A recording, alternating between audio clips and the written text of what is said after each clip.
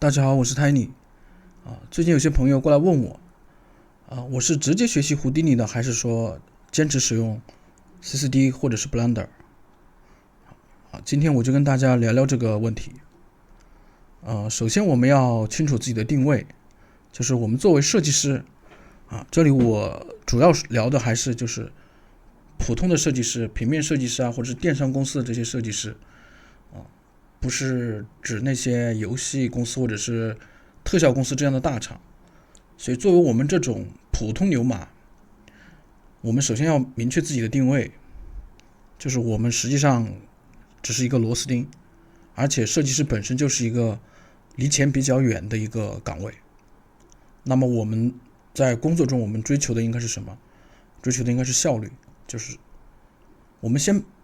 不要想着说把这个事情、这个画面或者说这个场景做得多好多好，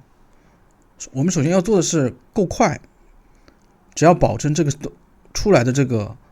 东西能够达到要求即可。所以效率是第一位，另外就是哪个顺手就用哪个。也就是说，如果你现在手头已经有一个用的非常熟练的一个工具，比如 CSD 是吧，甚至是 3D Max， 而且你没有什么就业上的一个负担，也就是说你现在的在公司的一些位置比较稳定，那么我的建议是你先就手上的这个工具使用就可以了，因为这个是目前来说你最顺手的，是吧？当然如果你有更多的精力，是吧，我们再学习其他的。然后我这个地方我分了几个细分的一个岗位聊一下第一个就是说平面设计，就是大部分我们做电商可能就是做一些详情页或者是 A 加的一些图，还是以平面为主嘛 ，PS Photoshop 为主。Blender 跟 CCD 可能你在工作中接触的机会也比较少我的建议是，首先你肯定是 AI 是肯定要学的，因为当前这个尤其是去年25年这个 AI 发展太快了，包括这个什么 Flux， 还有最近出来的这个 The Image， 他们的那个出图效果，包括我们说的精修生成场景人物都做得非常好了，而且出图本身就是这个 AI 的一个强项，所以对于平面设计而言的话这个 AI 肯定是必学的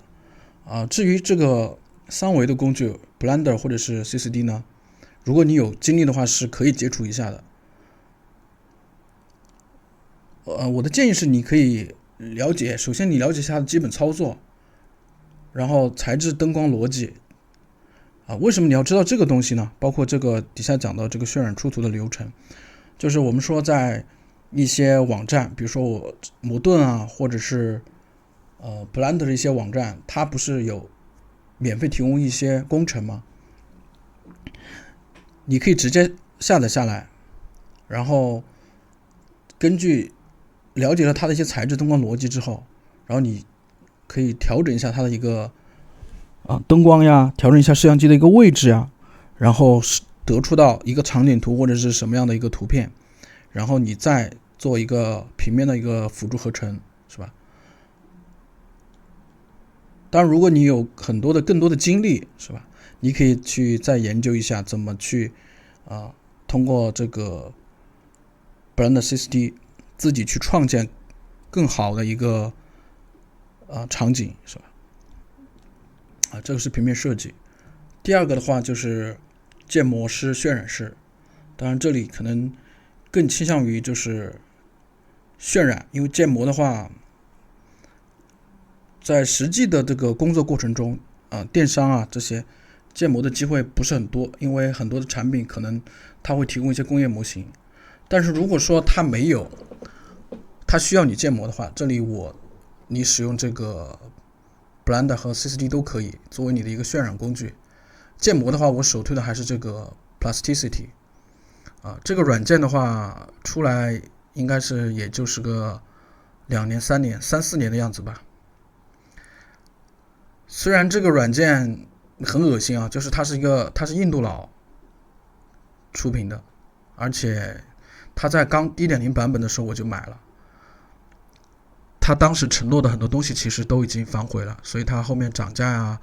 升级到什么 2.0 啊工作室版本是吧？但是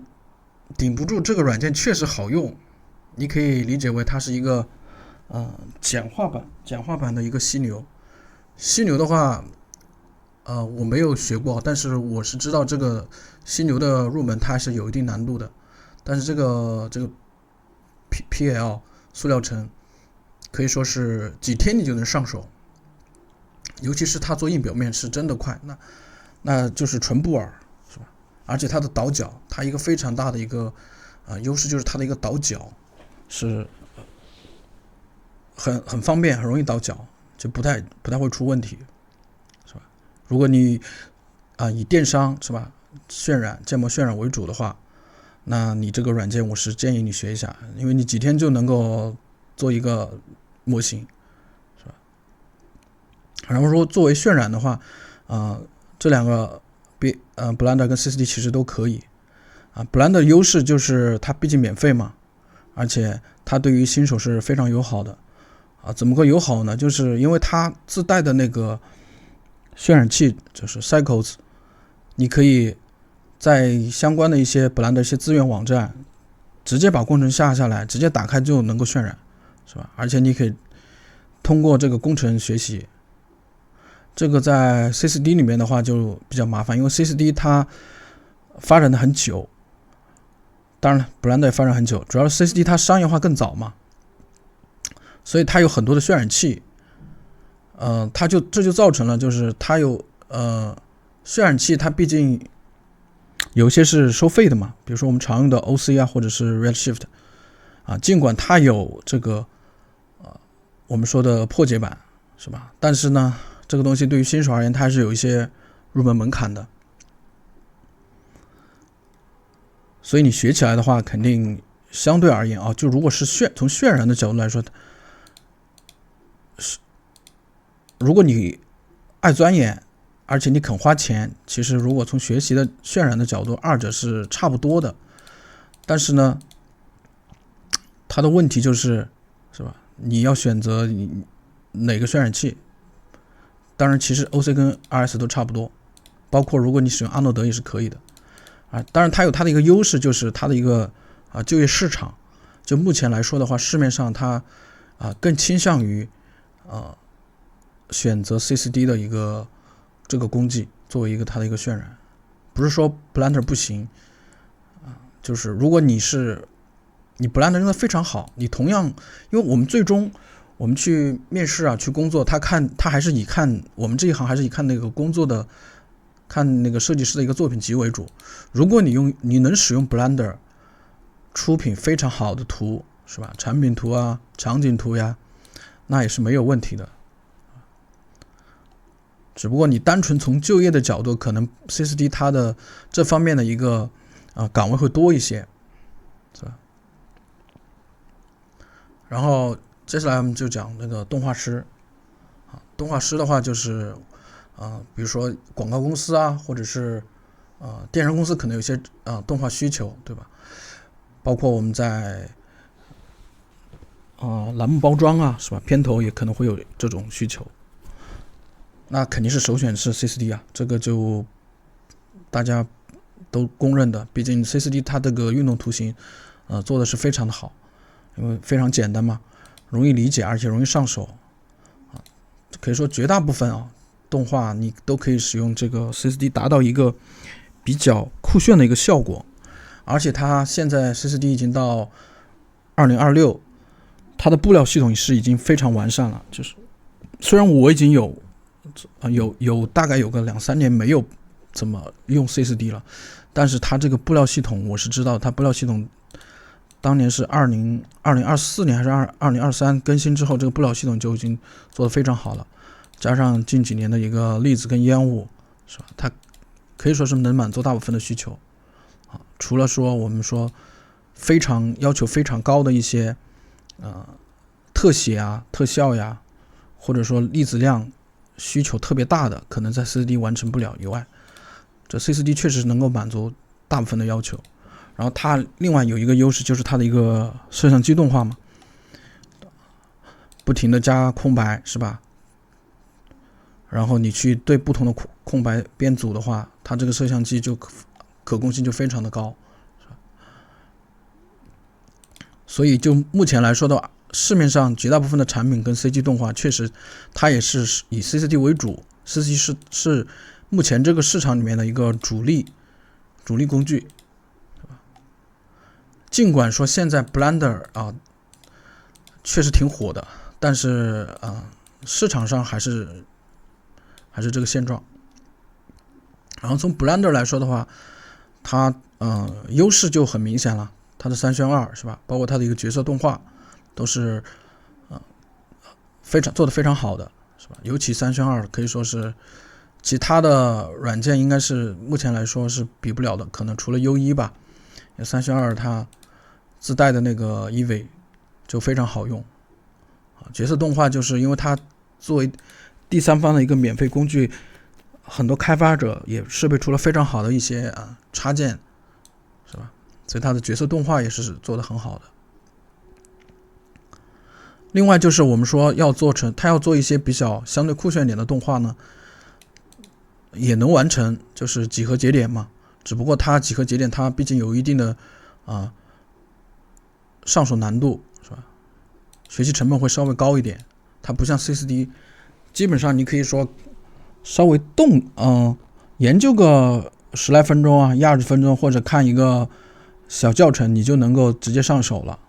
而且还比较容易理解另外就是它摄像机动画呢，这肯定也是不如这个 CCD 这么方便。这个 Blender 其实我也用过，我也用它做过项目，虽然做的不多它确实就是在使用上呢，直观不如这个 CCD 直观，这个是实话另外就是最后就是讲到这个胡迪尼毋庸置疑嘛，它的最大的优势还是做特效，而且它有一些劣势是比不上上面的软件的，就是一个是我们做大场景，或者说其实应该不能说大场景，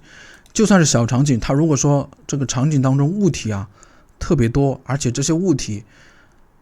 又是使用不同的材质，那么它就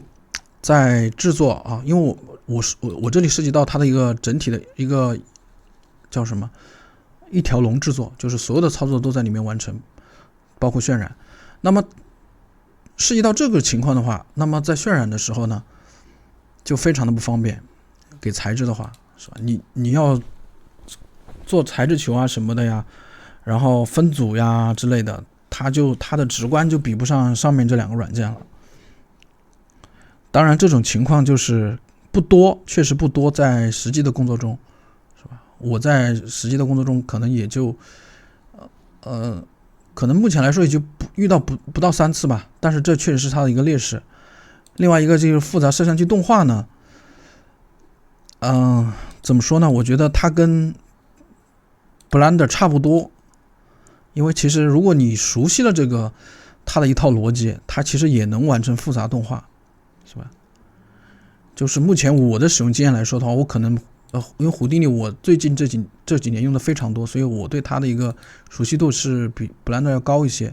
所以它的摄像机动画对我而言的话，肯定是比 Blender 要方便。当然它的优势就是这里写到，这熟悉了就离不开了，就是因为它相比于之前的这些工具的话，它的报错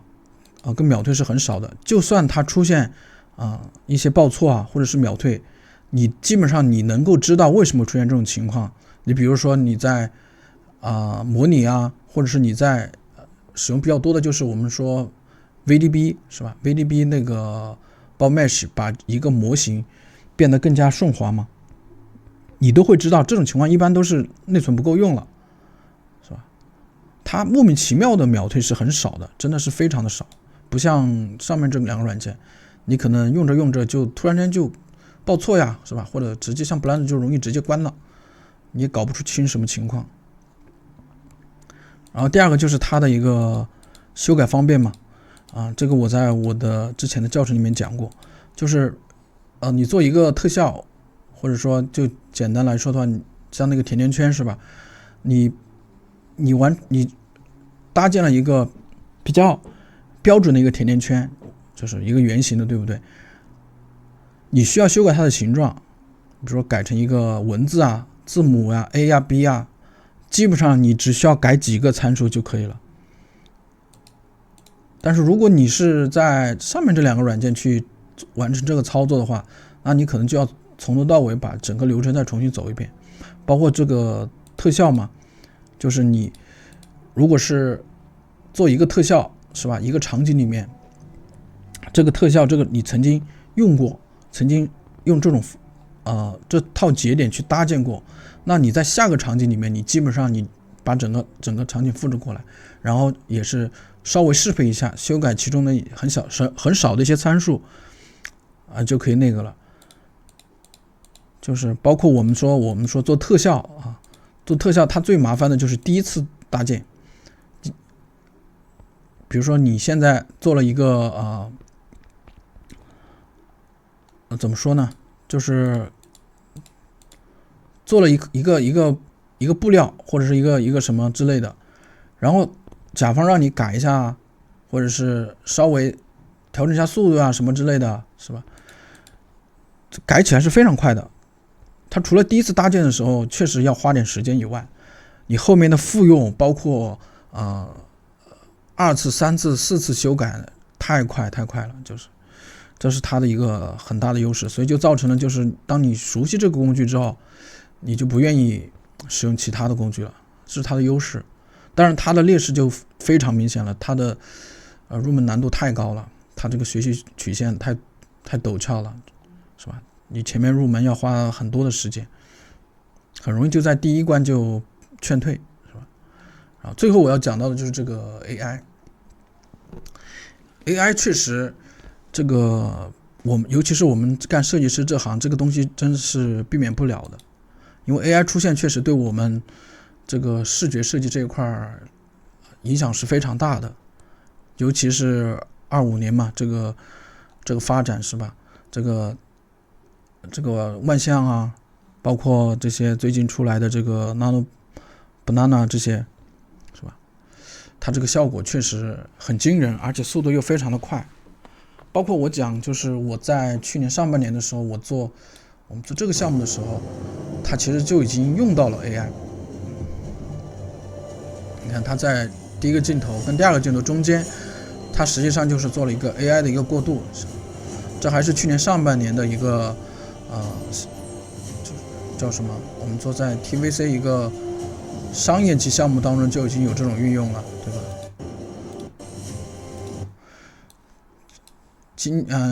现在包括未来这个发展是难以想象的，对吧？所以我的建议就是，如果你还在这一行，而且你还想继续干的话，那 AI 你肯定是还是要学习的，就是你要接触一下。它确实发展太快了，而且平面方面的话，应用是已经是一个常态了。所以我的建议是，如果你有精力，你可以研究一下这个 Comfy UI， 因为它毕竟可以在本地部署，省钱嘛。它的好处就是省钱，坏处就是你确实得花点时间。当然，你花的时间肯定是不如学习这些软件花的精力那么大的。你只要肯花时间，还是这个东西很容易学的。它另一个坏处就是，这 Comfy UI 它对你本地的一个配置要求还是不低的，尤其是对你的显卡跟你的一个内存的一个要求，包括你的硬盘是吧？硬盘要那个 SD 是吧？要够快。你显存如果不够的话，它有些模型运行不了呀，或者说你运行的速度太慢是吧？当然，如果说你不愿意花时间去研究这些的话，你也可以使用一些商业的平台是吧？这些都已经是很成熟的一些平台，吉梦可灵是吧？包括这个 Nova 它是上面有这个模型的调用，这个 Nano Banana 毕竟是谷歌出品的吧。那个极梦的话，极梦好像就是那个字节吧，是吧？这个利卜是上面有很多那个模型调用，这都是一些在线平台。在线平台的好处就是，你只要充钱，然后输入文字就可以去抽卡了，它不需要你连接这些像 Comfort UI 一样去连接节点，了解一下它这个节点是怎么操作、怎么控制的。这个东西你就纯花钱抽卡就完了，是吧？这就是我今天给大家的一些建议，是吧？一些想法。当然了，大家也可以提出一下自己的想法，希望对你有帮助，谢谢。